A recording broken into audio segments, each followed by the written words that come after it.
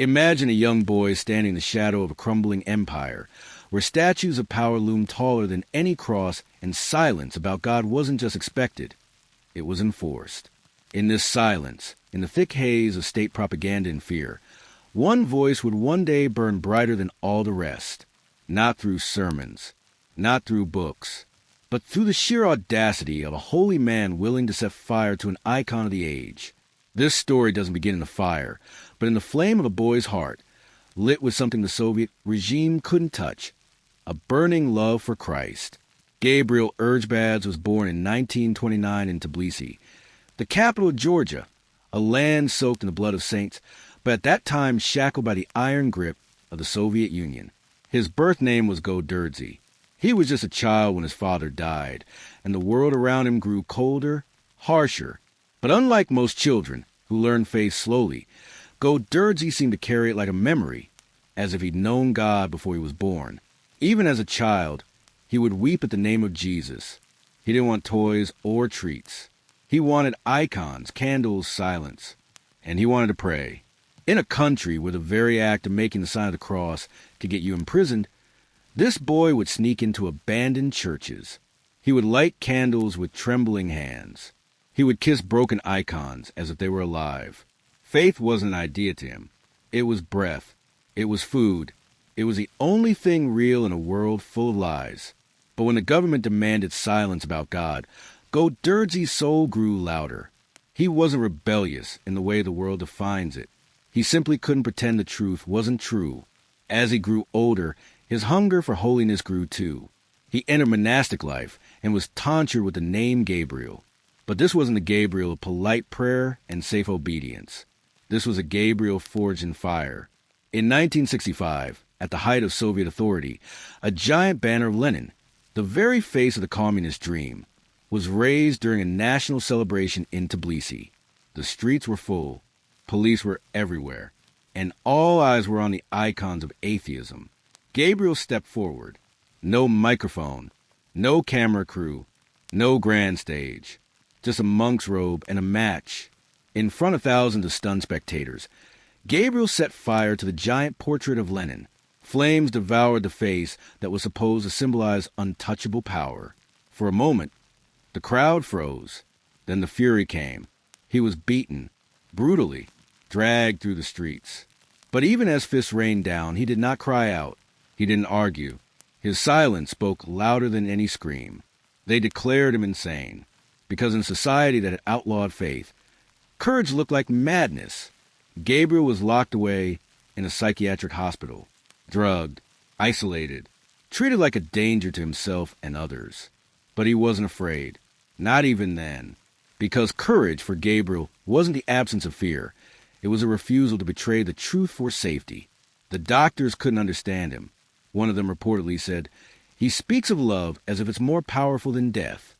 They were right to be afraid. What kind of man lights fire to a symbol of empire and accepts torture without hatred? What kind of man chooses chains over compromise? The kind who sees Christ not as an idea, but as a living person standing next to him in the flames. This act alone, this fire on the Lenin banner, would have secured Gabriel a place in the history books of the church. But for him, it wasn't about making history. It was about refusing to be silent, about reminding the world that icons of ideology will one day crumble. But the cross stands forever. When he was released, he didn't write a manifesto. He didn't build a church or start a movement. He returned to silence, to prayer, to poverty. But from that point forward, he was no longer just a monk. He was a confessor, a man who had suffered for Christ and lived. And that kind of courage doesn't just inspire. It awakens. People began to whisper his name, not as a rebel, but as a holy man who had seen the truth and didn't flinch. They say courage is contagious. And Gabriel's courage didn't come from power or strength. It came from love, love fierce enough to risk everything. He would go on to live in poverty, wear ragged robes, eat little and sleep little. But his presence, even in silence, convicted people. Because when a man has faced down an empire and come back singing hymns, you begin to ask yourself what you're really afraid of. And maybe, just maybe, you start to hope this is only the beginning. The courage of Gabriel was a foundation, but it was only the first stone. In the next chapter of his life, that courage would transform into something even stranger, even more unsettling. He would become a fool, not because he had lost his mind, but because the world had lost its soul. And sometimes, the only way to bring it back is to play the fool. There's a kind of madness that terrifies the powerful, not because it threatens them with weapons or shouts, but because it makes no sense on the surface, because it doesn't play by the rules of comfort, logic, or pride. A kind of madness that confuses the wise and exposes the lies they built their lives on. In the Orthodox Church, there's a name for this kind of holy disruption. It's called being a fool for Christ. And few have worn that title more beautifully, more disturbingly, more honestly, than St. Gabriel Samtavro. After the flames of protest and the silence of psychiatric confinement, most would expect a man to retreat, to play it safe. But Gabriel emerged from those shadows more unshackled than ever, not just from the fear of government or death, but from the fear of looking foolish. He wasn't interested in appearances. He wasn't chasing followers or respect. He was chasing the truth of the gospel in its rawest form, and that meant living a life so disarmingly strange, people had to stop and ask why. He would walk through the streets of Tbilisi in ragged robes, sometimes barefoot in the snow, sometimes wearing a tin can as a hat. People mocked him, stared at him, crossed the street to avoid him. And yet, this madman would suddenly turn and whisper a prayer that pierced through a stranger's soul. He would call someone by name without having met them. He would hand a crust of bread to a beggar, and then reveal that he hadn't eaten in days. He once threw rocks at a bishop's window, not out of anger, but to test whether the bishop would react with pride or humility. He wasn't crazy. He was crucifying the ego, his own and ours. Gabriel wasn't trying to be liked. He was trying to wake people up, to shake them out of the polite sleep that passes for religion in a world that had forgotten the rawness of the gospel. He wanted people to stop expecting Christ only in clean robes and safe sermons. He wanted them to see Christ in the absurd, in the awkward, in the uncomfortable silence after a stranger does something that doesn't make sense. He wanted them to ask questions they'd stopped asking. Why do I care so much about how I look? Why do I hide my faith to keep peace? Why do I love safety more than truth? But this path wasn't easy. There were days when he was spit on, shoved, laughed at, even beaten, but he never defended himself. And he never cursed those who hated him, because, as he said more than once, better be a madman in the eyes of men than to be wise and empty in the eyes of God. His life at the Samtavro monastery in Skida was no less strange. He lived in a small, crumbling room, often without heat. He slept on the floor. He fasted not just from food, but from comfort, from control, from every worldly thing that could insulate him from the suffering of others. He would feed the cats before he fed himself. He would beg for bread to give away. And all the while, he would whisper the Jesus prayer, "Lord Jesus Christ, Son of God, have mercy on me, a sinner," over and over, like it was the only language that still made sense. And maybe it was. There were moments when people tried to test him. They would mock his actions, poke fun at his strange behavior. Once, a visitor asked him why he dressed like a beggar and acted like a fool. Gabriel looked at him and said quietly, "If I wore a bishop's robe and spoke with perfect wisdom, you would bow and forget the message. But if I look like a fool and still touch your soul, then maybe it's Christ you're meeting, not me." That's the mystery of holy foolishness. It's not performance. It's surrender. It's letting go of the right to be understood. It's accepting ridicule not as a punishment, but as purification. Gabriel wasn't trying to confuse people. He was trying to clear away everything that stood between them and Christ. And if that meant being seen as mad, then so be it. But something remarkable began to happen. Over time, those who laughed began to return. Quietly, curious, moved by something they couldn't explain. And they would find not a madman, but a man who saw into their hearts. He would greet them by name, tell them the secrets they thought no one knew. He would weep with them, bless them, and then return to his odd silence, as if nothing had happened. This holy foolishness wasn't just an act of protest. It was an act of love. Because love without ego, love without pride, love that expects no reward, that's the kind of love that turns the world upside down. That's the kind of love that walked barefoot to Golgotha. That's the kind of love that doesn't need to be impressive to be divine. One woman remembered visiting him during a particularly harsh winter.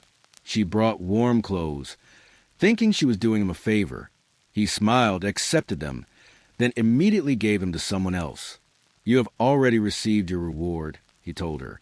But now let's see if you want a reward that cannot be taken away. She left in tears. That was Gabriel's gift. His life was a parable, a living sermon, one that couldn't be ignored, even if it made you uncomfortable, especially if it made you uncomfortable, because the gospel is not safe. It is not polished. It is not designed for applause. And neither was Gabriel. In a world where status is everything, Gabriel stripped himself of status. In a world obsessed with success, he embraced obscurity. In a culture where logic ruled and faith was mocked, he dared to live a truth that couldn't be explained, only encountered. He was, quite literally, a fool, but only because he believed the wisdom of the cross was more powerful than the wisdom of the world. And those who had eyes to see saw it. Sacrifice is a word we throw around far too lightly. We say we've sacrificed when we skip dessert, when we give up a little time, when we donate a few coins from our abundance. But real sacrifice, the kind that leaves a mark on your soul and on the world, is something else entirely. It costs everything. And for Saint Gabriel of Semtavro, sacrifice wasn't a singular heroic act. It was a way of breathing. His life, from beginning to end, was a slow burning away of comfort, ego, and even self-protection, all for the sake of love. Not romantic love, not sentimental love, but the kind of love that crucifies. Gabriel once said, if you want to follow Christ, prepare yourself for suffering, because love without suffering is just a word. And he lived that to the letter, but not in dramatic, once-in-a-lifetime moments. In small, relentless choices. Every day, he never asked for a bed. He slept on the floor, not to impress anyone, but because he didn't want anything softer than what Christ had. He gave away his food even when his own body trembled with hunger. Not once or twice, but as a habit. He walked in the cold without shoes, not because he lacked them. People tried to give them, but because he wanted to feel what the poor felt, to weep with them, to be stripped down to the raw edge of human dependence. And from there, offer even that to God. At Semtavro Monastery, he could have had a warmer cell, better clothing, easier labor, but he rejected every offer. His room was tiny, barely more than a hole in the wall. It was dark, damp, and often freezing in winter, and he lived there for years without complaint. He even refused medical treatment until he was ordered to take it. Why ask for healing, he once said, if my illness helps me carry the cross a little closer to my Lord? People often mistake sacrifice for suffering alone, but suffering without love is just pain. Gabriel's sacrifices were soaked in love. He didn't just endure hardship. He offered it. He made it into a gift, not just for God, but for those around him. He would bear pain, not just his own, but the pain of others. He would listen for hours to broken hearts, offering no quick fixes, only presence. He would take on the darkness of others through prayer, weeping in private for sins that weren't his, for wounds he didn't cause, for burdens no one saw. He lived in a time when the church in Georgia was weak, barely breathing. The faith had been pushed underground, the clergy monitored, the people terrified to believe openly. But Gabriel was like a torch in the fog. Quietly, steadily, he gave himself as a sacrifice so that others could find courage, could find faith again. And many did. There was one story of a young man who came to the monastery, angry at God, furious with the church. He had lost everything and blamed heaven. Gabriel didn't preach to him. He didn't scold. He sat down beside him, took his hand, and whispered, if you want, I will carry your pain for a while, just long enough for you to breathe again. The young man broke, not because of theology, but because of love. That's the kind of sacrifice Gabriel offered, not abstract, not performative, but deeply personal. He also bore the wounds of misunderstanding. Even within the church, not everyone welcomed him. Some saw his behavior as undignified, disruptive. Others doubted his holiness because it didn't fit the mold. He was overlooked, dismissed, sometimes even insulted by those in authority. But he never fought back. He never defended himself. He simply bowed, kissed the hands of those who mocked him, and returned to his prayers. Because his dignity didn't come from titles. It came from Christ. When someone asked him once why he allowed himself to be mistreated, he replied, "If they knew who I truly was, I'd be in danger. But because they think I'm nothing, I am free to love them without fear." That's the paradox of Gabriel's sacrifice. The more he gave up respect, comfort, status, the more powerful his witness became, not in the eyes of the world, but in the hearts of those who saw with spiritual eyes. People began to come to him in secret, not for miracles, not yet, but for truth, for a glimpse of holiness that cost something. That bled, and bleed he did, not from wounds made by knives, but from the slow, invisible crucifixion of a life offered completely, a life where nothing was held back, not even reputation, not even rest, not even joy, because joy for Gabriel came not from being admired, but from being poured out. They say in the last years of his life, he could barely walk. His body had become frail, his hands shaking. But when he raised those hands in blessing, people wept, because they knew this was a man who had given everything. And now, like a candle burned low, his only light left was a flame of love that would not go out. There's a kind of holiness that is neat, orderly, clean. But Gabriel's holiness was raw, bleeding, uncomfortable, a living offering. And like all true sacrifices, it pointed not to the one making it, but to the one it was made for. Christ didn't die to impress. He died to save. And Gabriel didn't sacrifice to be remembered. He sacrificed to love. And in that love, he found a kind of strength that no prison, no poverty, no mockery could touch. The kind of strength that comes only from surrender. Sometimes the holiest things don't come with thunder or applause. They happen quietly, like rain falling in the night, unseen at first, but when you wake, everything is changed. That's how the miracles of St. Gabriel began. Not with spectacle, not with shouting, but with a hush that made people lean in and say, "Did that just happen?" And by the time they realized it had, their lives were never the same again. Gabriel never called himself a miracle worker. In fact, he hid from any kind of praise. He downplayed the strange and powerful things that often surrounded him. When a man who had been deaf for years suddenly heard again after Gabriel's prayer, the monk didn't celebrate. He simply said, "It was the Lord who healed him. I only asked." But people noticed. They began to whisper, and soon they began to come. They came from the cities and the mountains, from villages where churches had been turned into warehouses, from broken homes, broken marriages, broken faiths. They didn't always know what they were looking for, only that this strange monk, this fool, somehow made them feel like hope was possible again. Some came for healing, and they received it, not always in the ways they expected. Sometimes the body was cured, but more often it was the soul. A deep peace would fall on people just from being near him. Mothers would weep in front of him, and he would lay a trembling hand on their shoulder and whisper, "God loves your tears more than your words." And they would leave with a burden lifted, even if nothing had changed on paper. Other stories were harder to explain. A child with a serious illness was brought to the monastery. Doctors had given up. Gabriel placed a small cross in the boy's hand and said nothing. Within weeks, the child recovered. Another man, crippled with pain and full of bitterness, sat with Gabriel for less than 5 minutes. He limped in. He walked out, not just healed, transformed. He began to care for others, serve the poor, rebuild his shattered relationships. That, too, was a miracle. Gabriel had no magic words, no formulas. Sometimes he said nothing at all, but people left his presence changed, like a mirror had been held up to their soul, and they finally saw what they'd been missing. He often told people, the greatest miracle is when a heart turns back to God. And maybe that's why his miracles were so often quiet, because they weren't for show. They were for awakening. After his death in 1995, the miracles didn't stop. They multiplied. His grave at Semtavro became a place of pilgrimage. People would come to pray, not expecting much, just wanting to feel close to him. And then something would happen. The sick began to be healed. The anxious found peace.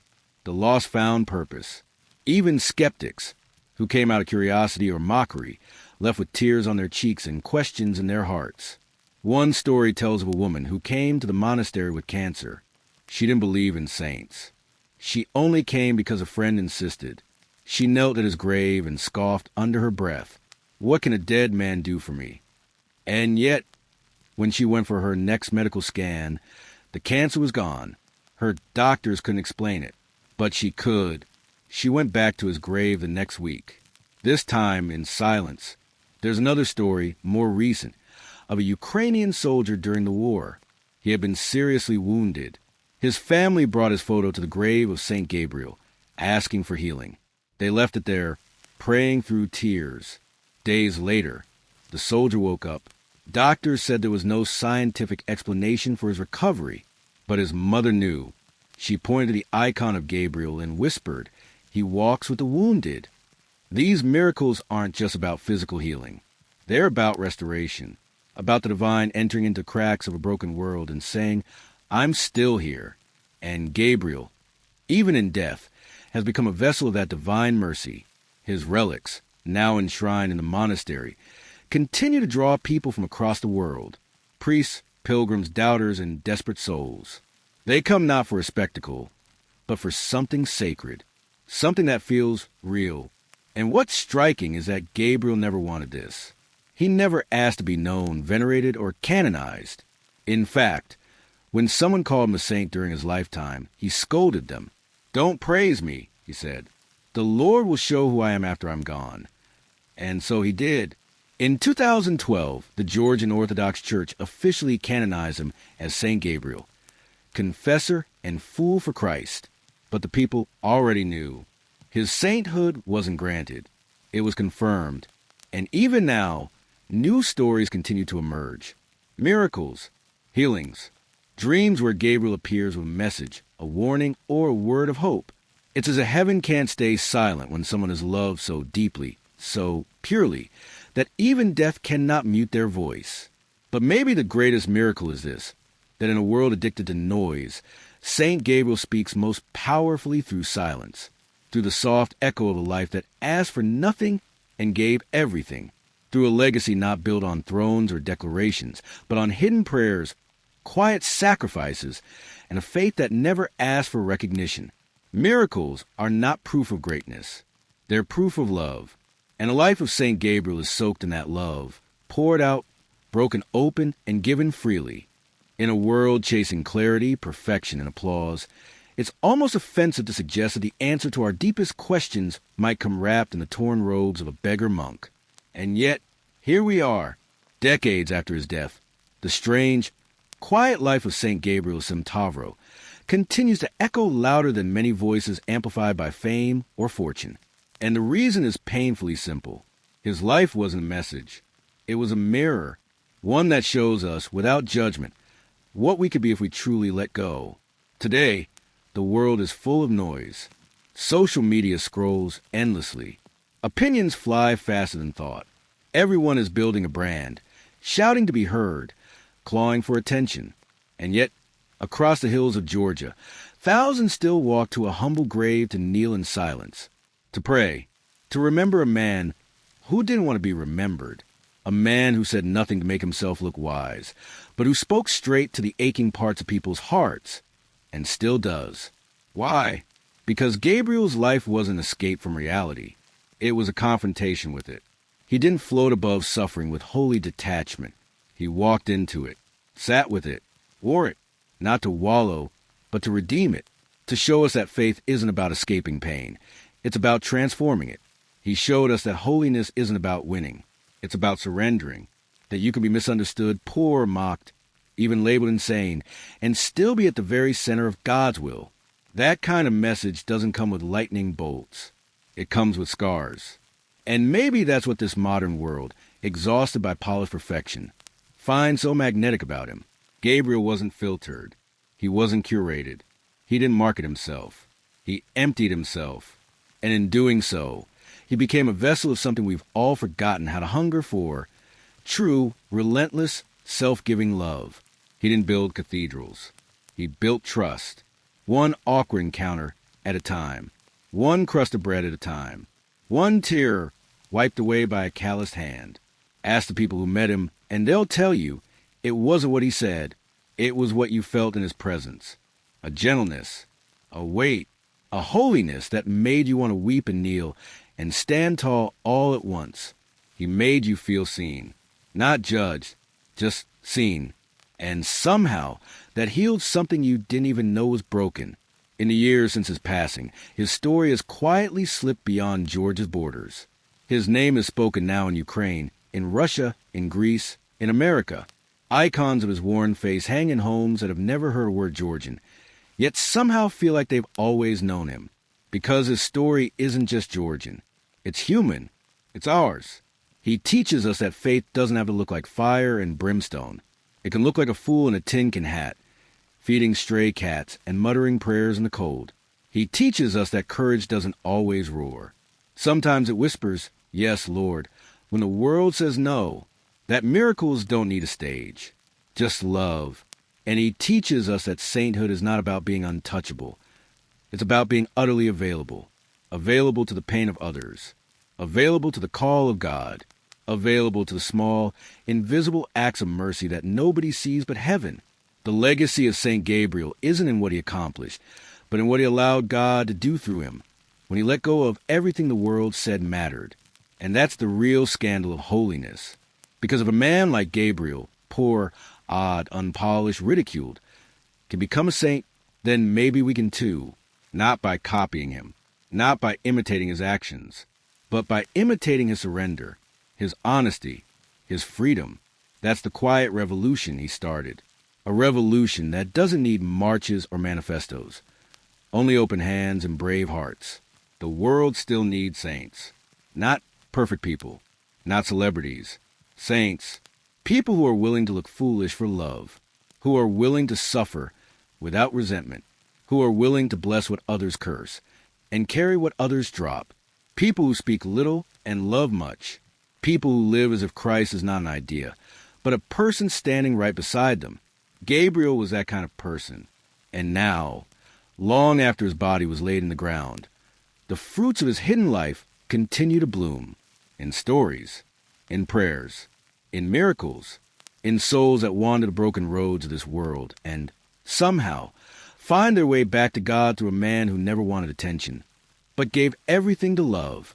So when you feel forgotten, when you feel too broken, too small, too strange to matter, remember him. Remember the fool who burned an empire's icon and then fed a kitten in the snow. The monk who never stopped loving, even when the world called him mad. The man who laid everything down and gained everything eternal. Saint Gabriel of Semtavro, confessor, fool, saint, and still very much with us.